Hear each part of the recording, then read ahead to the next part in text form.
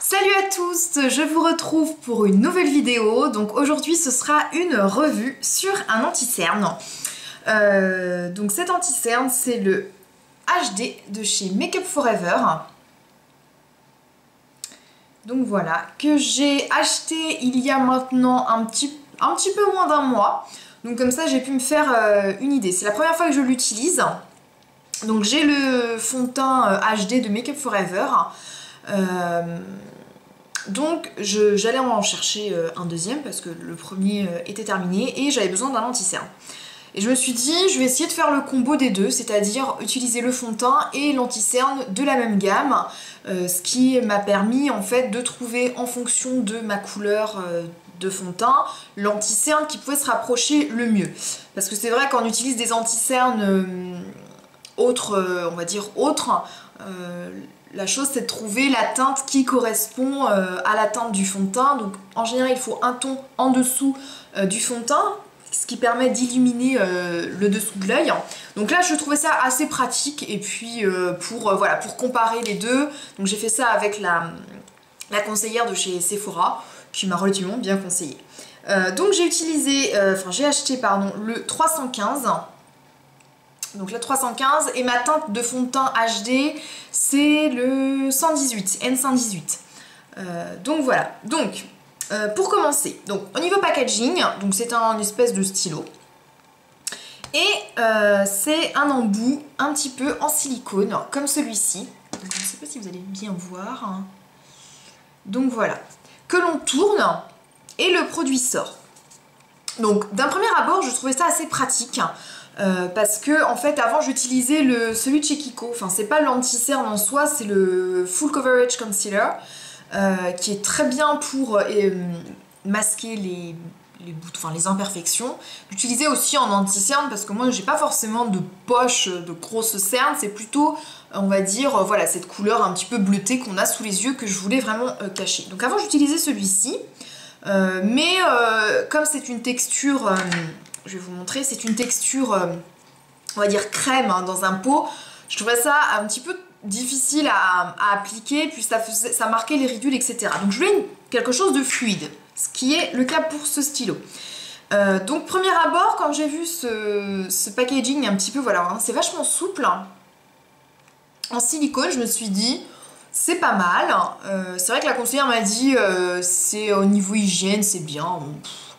Moi, ils me font toutes rire avec leur hygiène. Enfin, je veux dire, c'est notre peau, c'est nos doigts contre notre peau. Enfin, c'est nous-mêmes, entre nous-mêmes. J'ai envie de dire, enfin, si on a les mains propres, je vois pas en quoi, voilà, tel packaging est plus hygiénique qu'un autre, quoi. Alors ça, c'est vraiment pas un argument vendeur pour moi, parce que, enfin, voilà, enfin, on est entre nous, enfin, entre nous-mêmes et nous-mêmes. Donc, voilà, à moins vraiment, vous sortez d'avoir magouillé votre voiture, vous avez les mains plein de cambouis, effectivement, n'en mettez pas sur votre anti-cerne ou sur vos produits make-up. Je veux dire, faut arrêter le côté hygiène. Bon, bref. Moi, je trouvais ça pratique. Je me suis dit, on tourne le petit truc, on en met, c'est nickel. Au fil des utilisations, en fait, j'ai pas été hyper convaincue. Alors, je vous montre, je sais vraiment pas si vous allez voir quelque chose. Donc, on tourne. Donc là, il n'y a rien. Donc il n'y a vraiment rien en fait, il y a le mini trou, donc je ne sais pas si vous allez voir quelque chose. Le mini trou, vous voyez, hein, où sort le produit. Et je vais tourner. Voilà, voilà, donc ça va faire exactement ce que ça fait d'habitude, ce que j'aime pas du tout, donc c'est très bien. Je ne sais pas si vous voyez, donc le produit est sorti. Donc on a le produit hyper fluide ici. Et un petit peu au-dessus, on a cette texture qui est un petit peu plus sèche. Évidemment, le produit, quand il est sur le bout en silicone, ce qu'il y a, il sèche.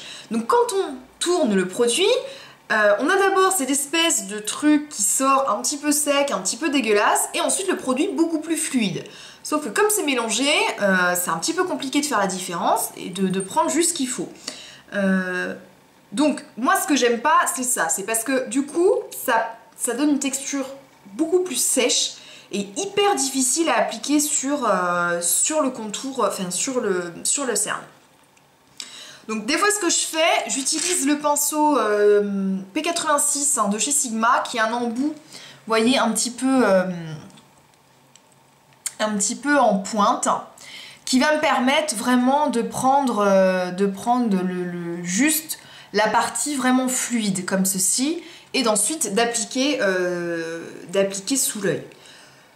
Mais le problème c'est qu'on perd quand même vachement de produit, il n'y a que 1,5 ml et c'est un produit relativement, enfin pas donné, je ne sais plus le prix. Je vous mettrai ça en barre d'infos parce que je ne sais plus en fait le prix, mais bon c'est... Voilà, c'est pas un anti-cerne cheap, donc voilà, pour ce que c'est, pour le prix, pour la quantité, et on en perd la moitié à chaque fois, je suis pas méga convaincue. C'est vraiment le packaging qui m'embête, voilà. Quand on met par exemple, si je vous mets sur la main, donc moi après je l'applique voilà, sur les yeux comme ça, je vais pas le faire parce que je suis maquillée, et voilà. Donc comme ça ensuite c'est propre, donc vous voyez... Donc là, on a la partie un petit peu plus, vous voyez, qui s'estompe mal en fait, hein, enfin, qui est un petit peu grasse et un petit peu sèche, et puis après la partie fluide. Donc quand on applique, donc là en plus, forcément ça en met une tonne, beaucoup trop. Donc voilà, donc là on a l'impression, on va se dire, c'est hyper couvrant. C'est hyper couvrant, oui et non. Hein, franchement, ça a une bonne couvrance, mais c'est pas non plus... Je suis pas convaincue par la couvrance non plus. Ça unifie bien, mais j'ai toujours cette couleur bleutée qui ne s'estompe pas très bien. J'ai aussi cette impression, comme le Full Coverage chez Kiko, comme il y a ce mélange un petit peu de texture un peu sèche de la dernière fois et de la texture, on va dire, fluide, ça marque un petit peu les ridules. Je trouve que j'ai beau bien hydrater mon dessous de l'œil, j'ai l'impression que ça marque. C'est pas... J'ai pas encore trouvé d'anti-cerne qui fait vraiment quelque chose de fluide comme le fond de teint, où le fond de teint on le voit pas, c'est bien fondu dans la peau, et l'anti-cerne je trouve que ça marque. Donc pour ce produit, je suis pas méga convaincue. Il est correct, hein, c'est pas... il est correct, voilà ce que je dis, il est correct, mais je le rachèterai sûrement pas.